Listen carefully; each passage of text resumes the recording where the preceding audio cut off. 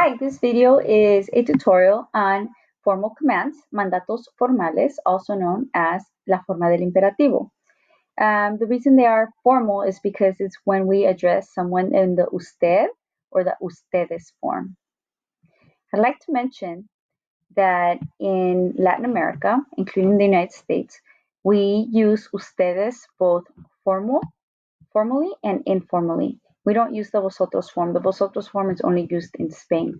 And the vosotros would be addressing a plural group, just like in tu form, informally, but we don't do that here. We use usted and ustedes, and we also do tu commands. So we have tu commands, usted commands, and ustedes command. Today, we're just going to focus on usted and ustedes.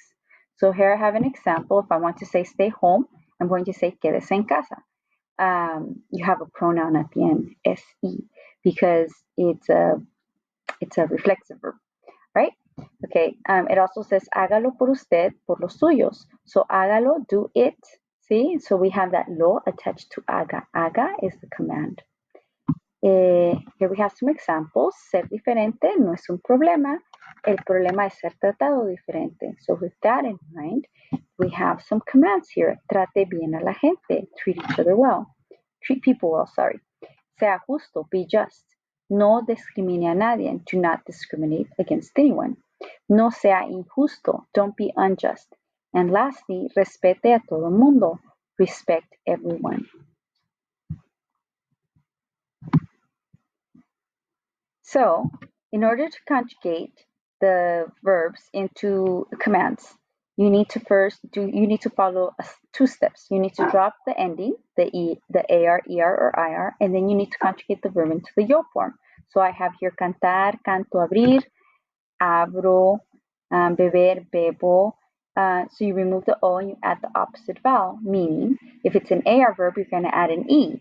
And if it's an ER or IR verb, you're going to add an A. So here we have cante usted, canten ustedes, abra usted, abran ustedes, beba usted, beban ustedes.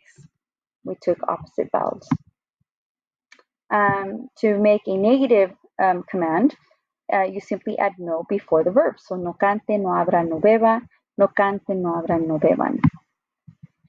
I'd also like to just reiterate, don't skip on the step of conjugating from dropping the verb, the AR, ER, or IR, the ending, to conjugating it to the yo form in the present tense, and then finally adding those endings for the commands.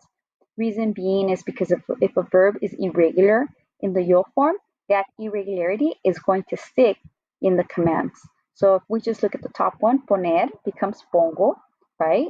And then when you conjugate it into the command, it's going to be ponga or pongan. If I look down here, let's look at the verb volver, right? Notice it has a stem change, right? So the yo form in the present tense would be vuelvo, but the command would be vuelva or vuelvan. So remember, don't skip that yo first, okay? We also have to remember spelling changes. So for example, car, and sar verbs have a spelling change in the yo form, and those same spelling changes are going to stick. And as a matter of fact, they will stick for all car, or sar verbs because of the different pronunciations that we have with certain, with combinations of certain consonants with certain vowels. Okay, so we have the hard C and the soft C, the hard C, and then we have the G that sometimes sounds like just like a G, and other times it sounds like a J.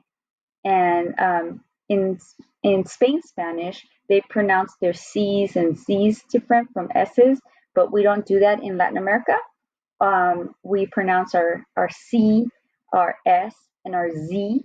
We pronounce all three the same. So here I have some examples of how that pronunciation changes.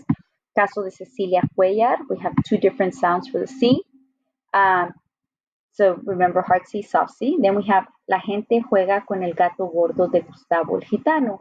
And if you listen to that, the GE sounds like a J, okay? And so does the GI. There are only 5 irregular verbs. They are ir, ser, haber, estar, and dar. And here you have the conjugations vaya, sea, sepa, esté, y de. Vayan, sean, sepan, estén, o den. And last but not least, if you have reflexive pronouns or indirect object pronouns or direct object pronouns, you attach them or detach them in the